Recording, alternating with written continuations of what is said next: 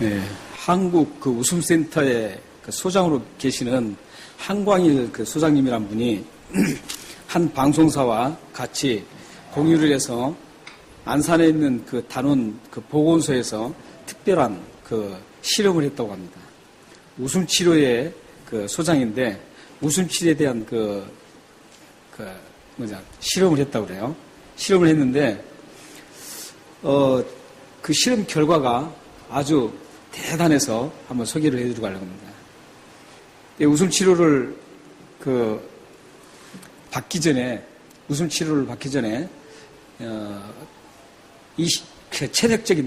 체력적인 나이가 약 25세 되는 청년을 웃음 치료한 후에 웃음 치료를 한 7분 동안 했다 그래요. 7분 동안 하고 그 다음에 5분 동안 아주 박장대소하게 웃었다 그러죠. 근데 그게 그러니까 몇 분이죠? 15분이죠. 15분 동안 그걸 하고 나서 그 체력 나이 25세 된 청년을 다시 테스트를 했더니 검사를 해봤더니 19세로 떨어졌다고 합니다. 그러니까 박장대소 한번 하면서 웃었더니 6살이나 더 젊어졌다는 겁니다. 그러니까 여러분들도 웃으면 젊어집니다. 그래서 우리 옛말에 있죠. 우리 선조님들이 참 굉장한 말을 했죠. 일소, 일로, 일로라 그랬었죠. 그래서 한 번 웃으면 한 번 젊어지고 한 번 노하면 한 번 늙는다. 이런 말씀이 있는데 참 대단한 것 같아요.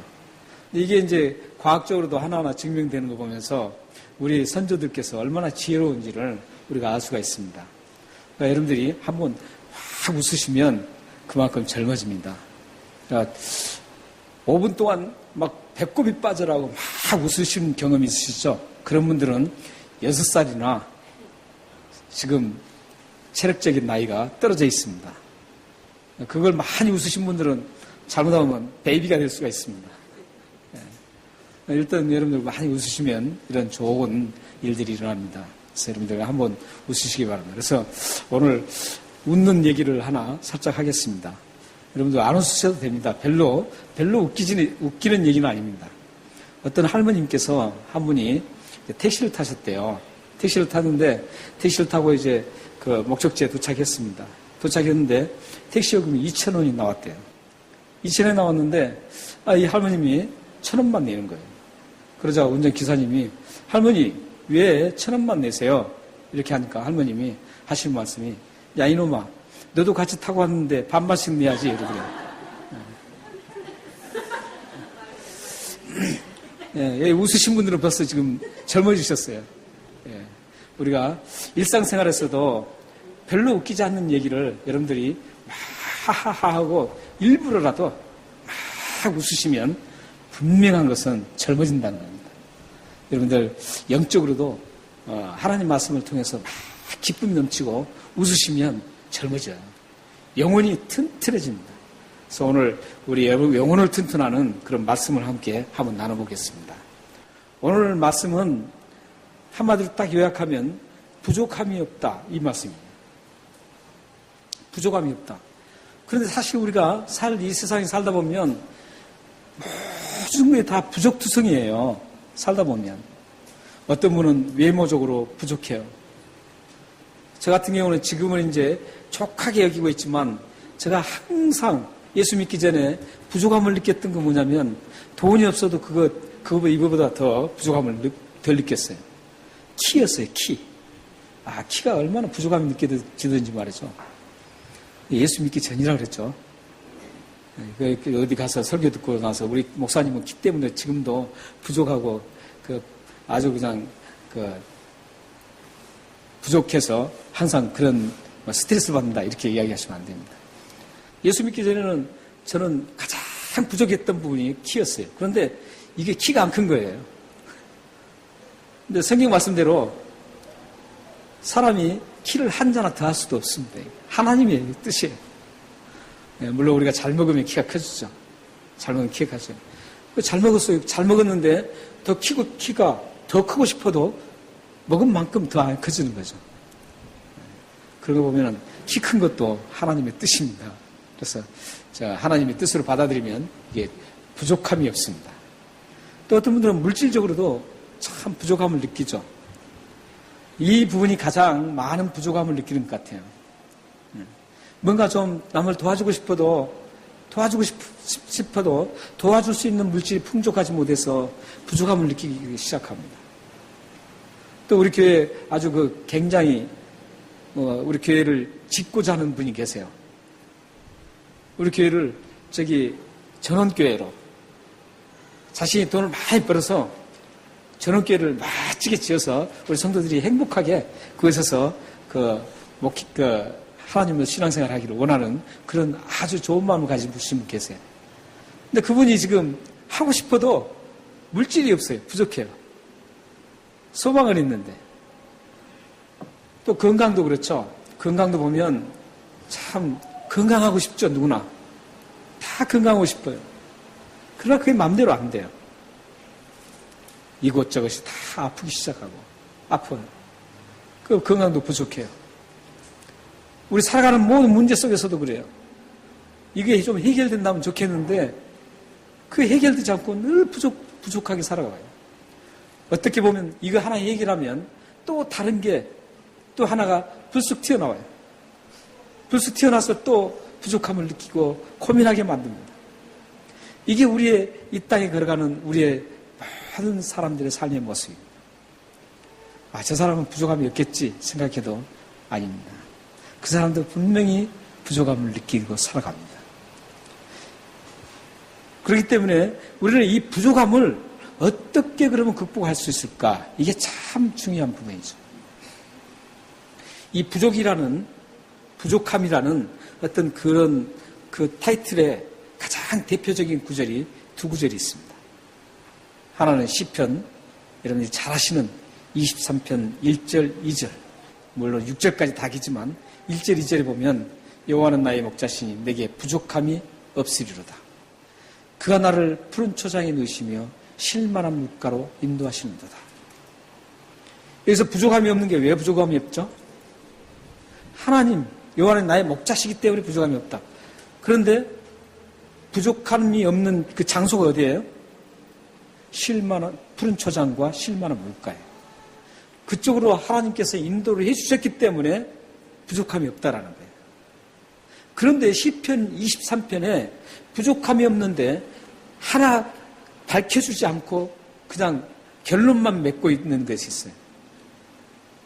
뭐가 부족하냐면은 시편에 여기 지금 쓰여지지 않는 것은 하나님께서 부족함이 없도록 인도해 주시는 그 장소, 푸른 초장과 쉴만한 물가까지 인도해 주신 그 과정이 없어요. 과정이 안 나타나요. 그냥 푸른 초장에 인도해 주셨다 이렇게 돼요. 인도하시면 부족함이 없다 이렇게 되는 거예요.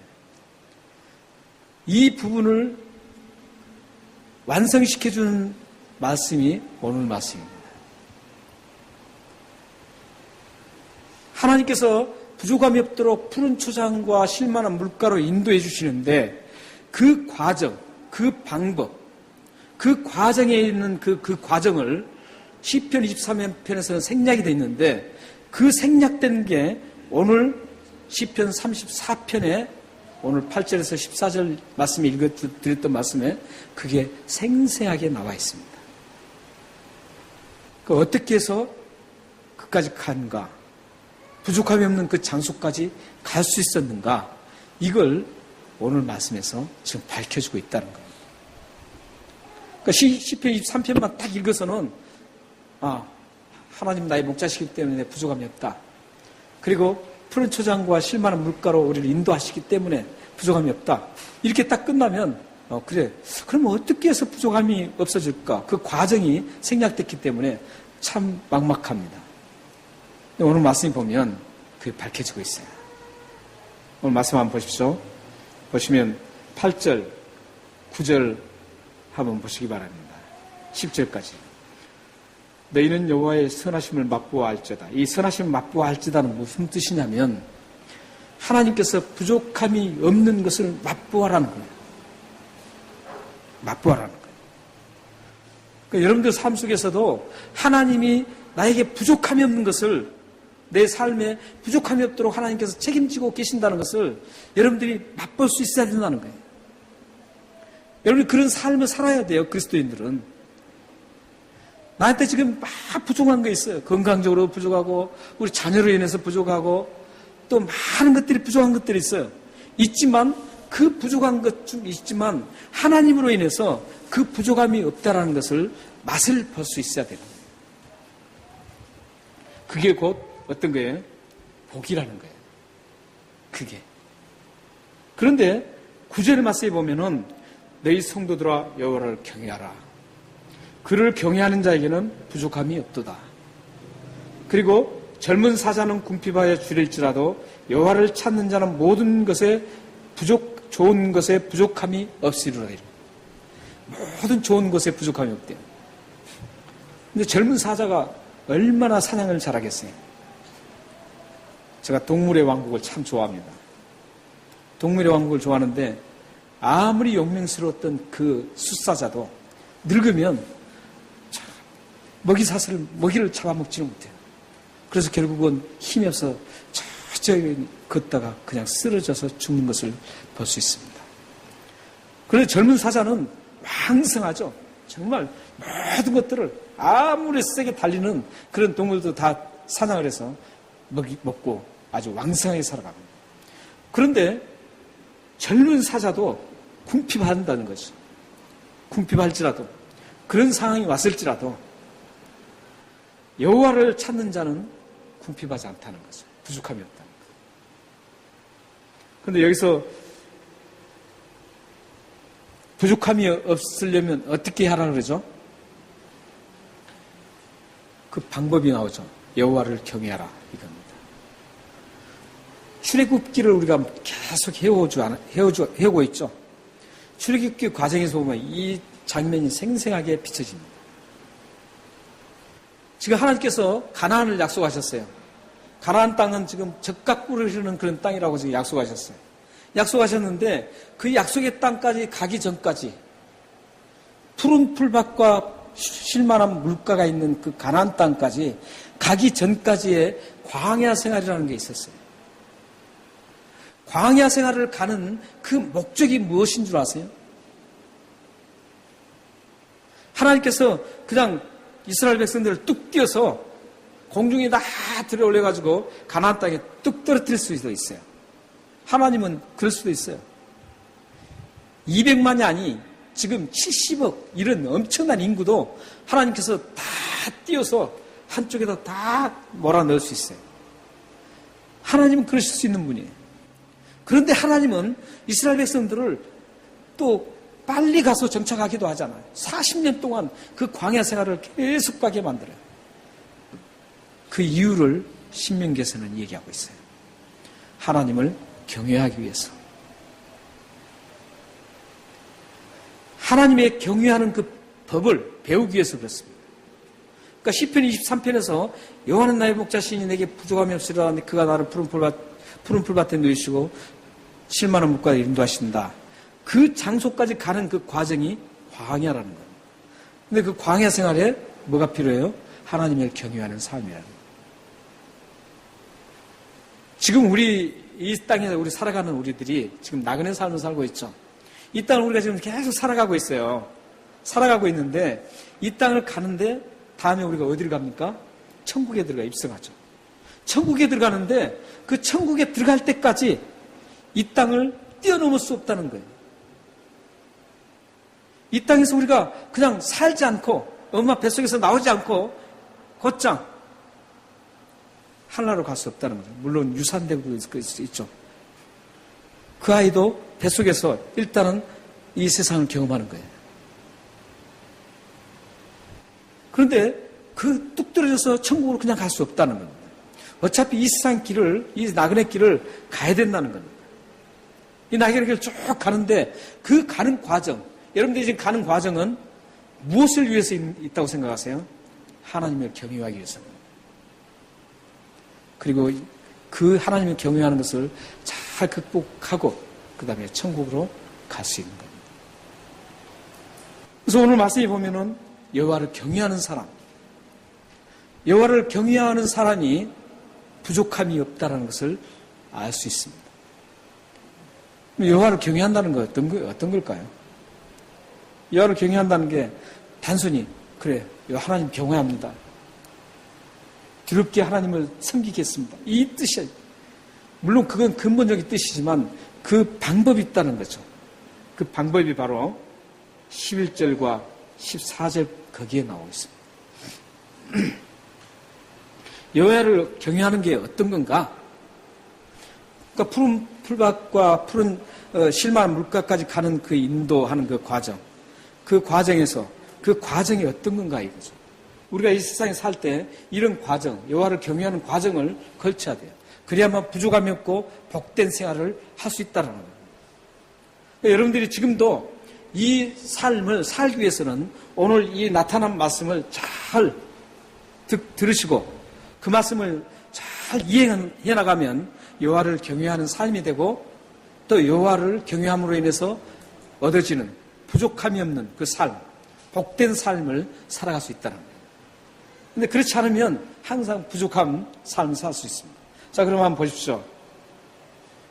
11절에 한번 보세요. 11절에 지금 다윗은 이렇게 얘기하고 있습니다. 너희 자녀들아 와서 내 말을 들으라. 내가 너희 여호와를 경외하는 법을 너에게 가르치라. 그러니까 여호와를 경외하는 법을 지금 가르쳐 주겠다 그래요.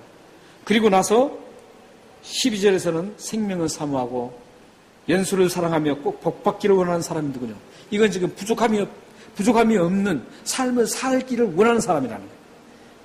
그 사람들에게 지금 가르치겠다는 거예요. 그 사람들이 가르치는 게 13절, 14절이에요. 그러니까 여호와를 경외하는 삶이 어떤 삶인가를 지금 13절에서는 내 혀의 악을 금하여 내 입술을 거짓말해서 금할지어다. 이게 여호와를 경외하는 거예요. 성경은 그냥 추상적이지 않습니다. 여호와를 경외하라 해놓고 그냥 두는 게 아니에요. 구체적으로 어떻게 하는 게 여호와를 경외하는가를 정확하게 가르쳐주고 있습니다. 뭐라 그랬어요? 혀를 악에서 금하는 것. 그리고 입술에 거짓말을 하지 않는 것. 언어 생활을 얘기하고 있습니다. 여러분들이 언어 생활을 통해서 하나님을 경외하고 하나님을 경외하지 않는 삶이 확정됩니다. 여러분들이 악을 말하고 거짓말하고 여러분들이 나오는 그 속에서 나오는 것들을 그렇게 하면 그것은 하나님을 경외하지 않는다라는 겁니다. 여러분들이 하나님을 경외하겠다고 막 안 해도 여러분들이 마음속에서 악을 말하지 않고 거짓말을 하지 않는 이런 언어 생활이 이루어진다면 여러분은 자연스럽게 하나님을 경외하는 그런 삶을 살아가는 분들이 될 수 있습니다. 이 말이라는 것은 가장 우리 삶 속에서 가장 죄악에 오염되기 쉬운 것입니다. 행동보다도 이 말이 가장 죄와 가깝습니다. 잠언 12장 6절 말씀에 보면 잠언 12장 6절 우리 다 같이 한번 읽어보겠습니다. 자, 시작. 악인의 말은 사람을 엿보아 피를 흘리자 하는 것이거니와 정직한 자의 입은 사람을 구원하는다. 그 악한 말을 하는 사람들 있죠. 악한 말을 하는 사람들은 사람을 죽인다는 거예요. 한마디로. 그러나 정직한 자, 좋은 말을 하는 사람들은 어떻게 사람을 살린다는 거예요. 여러분들이 잘 아는 것처럼 야고보서에서도 가장 행함이 없는 믿음은 죽은 믿음이다 이렇게 말씀하면서 거기서 가장 주안점을 두고 강조점을 두는 게 뭐냐면 혀에 자갈을 매기라 이거예요. 그러니까 가장 성숙한 그리스도는 이 말을 어떻게 하느냐에 보면은 저 사람이 성숙한 분이구나. 저 사람은 성숙하지 않는구나 알 수 있습니다. 여러분 말 한마디에 사람이 죽고 삽니다. 여러분 말 한마디에 상처를 받기도 하고 상처를 회복하기도 합니다. 그러니까 여러분들의 삶 속에 정말 하나님을 경외한다고 생각하면 여러분들의 말에 어느 생활이 참 바르게 이루어져야 됩니다. 이런 부분은 우리 모두가 고민할 부분이죠. 여러분뿐만 아니라 저도 마찬가지고 우리가 모두가 함께 고민해야 될 그런 부분입니다. 왜냐하면 이 말이 가장 죄와 가깝기 때문에 죄에 오염되기 가장 쉬운 말이기 때문에 우리는 이 언어 생활을 통해서 하나님을 경외하는 여러분들 되시길 바랍니다. 하나님께서 지금 이 언어 생활을 가장 먼저 얘기한 이유가 바로 거기에 있습니다. 그 다음 두 번째 한번 보세요. 두 번째 보면 악을 버리라 그래요. 그리고 선을 행하며 이렇게 얘기합니다. 이 악을 버리라는 것은 악이라는 것은 두 군데에서 찾아옵니다. 하나는 외부로부터 나에게 와서 발생되는 악이 있고 하나는 내 내적으로 발생돼서 악으로 발생되는 게 있습니다.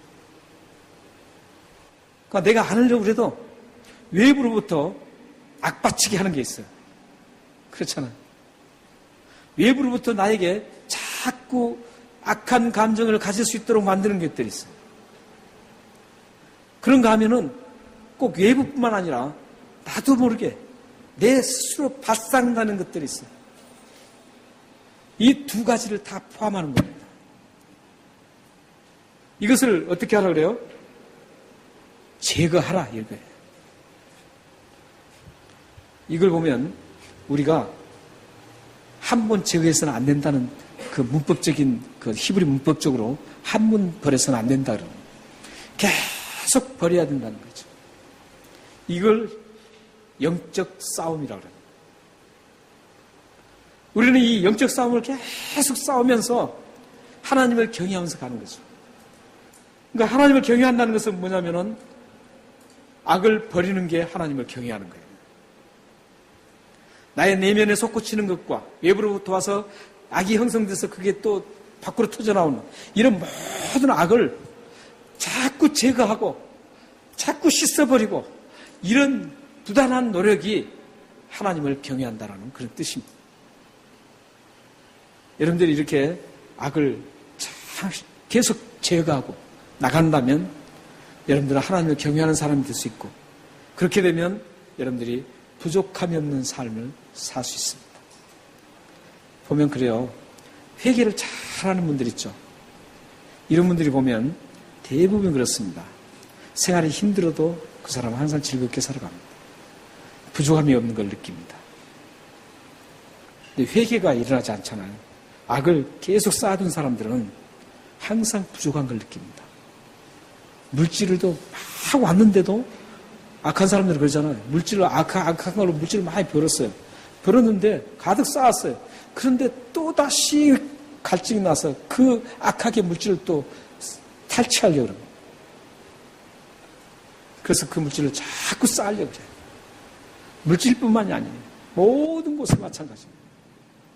그러니까 여러분들의 삶에 이 악을 제거한다는 것은 하나님으로부터 부족함을 느끼지 않고 살아갈 수 있는 그런 평안한 삶을 살 수 있다는 겁니다. 그 다음에 또 선을 행하라 그러죠. 이제 적극적으로 선을 행하라 그러죠. 악을 제거하지 않고는 선을 행할 수가 없습니다. 악을 그대로 소유한 다음에 그래 나 선을 행할 거야. 이것은 거짓입니다. 그래서 예수를 믿지 않는 사람들은 근본적인 그 죄악이 있기 때문에 선을 행해도 그게 선이 아니라는 거예요. 그래서 분명히 그 사람들이 하는 일들이 선이에요. 사람들 잣대로 보면. 그러나 그 속에 근본적으로 죄를 해결하지 못했기 때문에 그게 하나님 보실 때는 선으로 비춰지지 않는 거예요. 그러니까 여러분들은 얼마나 행복해요. 예수 그리스도의 보혈로 인해서 예수 그리스도의 십자가에 죽으신 그 피로 여러분들이 모든 죄를 다 용서받았어요. 그 근본적인 죄를 용서받았어요. 그렇기 때문에 여러분들은 얼마만큼 선을 행할 수 있는 거예요. 선을 행하면 그게 곧바로 하나님이 선으로 인정해 주는 선이에요. 여러분들은 그래서 얼마나 행복한지 몰라요. 그러나 여러분들 안에 그걸 회개하지 않고 꽉 가다두면 차곡차곡 악을 쌓으면서 내가 또 선을 행한다. 그러면 그것도 이중적인 거죠. 그래서 우리가 지금 참회 시간, 예배 시간에 쭉 보면 참회 기도가 있잖아요. 제가 예전에도 말씀드렸듯이 이 예배 순서에 있는 참회 기도는 여러분들이 함께 하는 것은 여러분들 개인적으로 하나님 앞에 나와서 일주일 동안 하나님과 잘못된 그 관계를 다시 풀고 그 매듭을 풀고 회복하라는 그런 뜻이죠. 그게 바로 회개라는 거예요. 회개. 그리고 아까 김정성 목사님 기도하셨는데 그 죄의 고백은 우리 모든 공동체의 죄를 함께 하나님 앞에 고백하는 거예요. 그래서 예전부터 이 예배가 지금 얼마나 막 찬송만 딱게 하고 말이죠. 그건 아니에요. 옛날부터 그 고전적인 그 예배를, 성경적인 예배를 쭉 역사적으로 보면 막 깔끔하고 막 이런 게 아니었어요. 회개가 그 많은 부분이었어요. 근데 요즘에 회개하라 그러면 성도들이 굉장히 부담감 느끼거든요. 그 교회는 굉장히 묵직하고 즐겁지 않는 교회를 봐요. 그래서 그 교회를 가기를 싫어해요. 그래서 그걸 안 하는 거예요. 그래서는 안 되잖아요. 바른 그리스도인으로 만들려면 그래서는 안 된다는 거예요. 그러므로 우리가 회개하는 것, 악을 제거하는 것, 이건 정말 참 중요한 겁니다. 악을 제거할 때 여러분들이 선을 행할 수 있기 때문에 그렇습니다. 그래야만 여호와를 경외하는 거예요. 그렇게 되면 여호와를 경외하는 그 모습은 곧 하나님의 부족함이 없는 삶을, 평화로운 삶을 살 수 있는 겁니다. 그 다음에 마지막에 한번 보십시오. 화평을 찾아 따를지어다. 여러분들의 삶은 항상 화평을 위해서 살아야 됩니다. 예수님께서 십자가에 죽으심으로 하나님과 우리 사이에 원수가 되었던 그 관계를 다 깨뜨리고 하나님과 우리 관계를 사랑의 관계로 맺어주신 그 십자가가 바로 화평의 십자가입니다. 우리를 이렇게 화평케 만드신 예수 그리스도의 십자가처럼 예수님의 그 사역처럼 여러분의 사역의 모든 현장에 가는 곳마다 여러분 화평의 사람들이 돼야 됩니다. 가는 곳마다 화평의 사람들이 있어요. 잘하고 있는데 말이죠. 아주 막 어떤 데는 그래요. 막 굉장히 재밌게 노는데 어떤 한 사람이 딱 들어가지고 그 분위기를 싹 깨죠. 그리고 싸움을 붙이고 말이죠. 이런 관계는 하나님을 경외하는 사람이 아니라는 거예요. 하나님을 경외하는 사람은 싸우는 곳에 가도 화평을 이루게 만듭니다. 여러분 가는 모든 곳에 발걸음마다 화평이 가득하게 일어나기를 바랍니다. 그래서 여러분들이 하나님을 경외하는 그 표정이 뚜렷하게 부족함이 없는 삶으로 나타나기를 바랍니다. 이제 말씀을 맺겠습니다. 지금까지 우리는 푸른 초장을 위해서 얼마나 애쓴지를 모릅니다. 다시 말씀드리면 부족함이 없으려고 여러분들 무단하게 애를 쓰고 왔습니다. 그 애씀들이 여러분들은 하나님을 경외하는 그 애씀과 동떨어진 애씀이 많습니다. 그러면 부족함이 없는 삶을 살 수가 없습니다. 아무리 없어도 부족함이 없이 살아가는 사람이 많습니다. 건강이 나빠도 자녀의 문제가 있어도 또 나에게 어떤 큰 문제가 있어도 그 문제 때문에 내가 부족함을 느끼는 그런 사람이 아니라 그런 문제가 나에게 지금 도사리고 있어도 부족함이 없는 삶을 살아갈 수 있는 방법은 여호와를 경외하는 겁니다. 그 경외하는 거에 뭐라 그랬어요? 여러분들의 입술에 어느 생활? 악을 멀리하고 선을 추구하는 생활, 화평을 도모하는 생활, 이런 생활을 하면 자연스럽게 하나님께서 여러분의 부족한 것을 다 없애고, 설령 그 부족한 게 그대로 남아있을지라도 하나님께서는 그 부족함이 없다라고 여러분 마음을 주장하시고 편하게 해주실 것입니다. 사랑하는 여러분, 앞으로 여러분 삶 속에 걸어갈 길이 많습니다. 이 나그네 길을 걸어가는 이 험한 세상은 우리가 늘 부족함을 느낄 수밖에 없는 그런 삶을 걸어갈 수 있는 그런 골짜기를 걸어가야 됩니다. 그런데도 불구하고 우리는 그리스도인이기 때문에, 하나님 믿는 사람이기 때문에, 하나님을 경외하는 사람이기 때문에 우리는 부족함이 없이 이 세상을 즐겁게 살아갈 수가 있습니다. 여러분 삶에 하나님을 경외하는 그 세 가지의 삶을 살아서 하나님께서 부족함 없는 삶으로 만들어주는 그런 축복된 삶이 되기를 주님의 이름으로 축원합니다. 기도하겠습니다.